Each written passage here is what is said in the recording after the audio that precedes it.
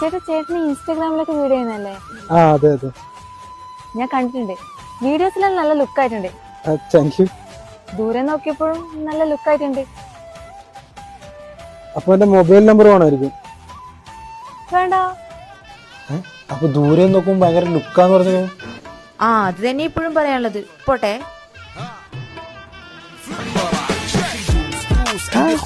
പേടിക്കണ്ട, അതിന് ലൂക്കി ഉണ്ടല്ലോ.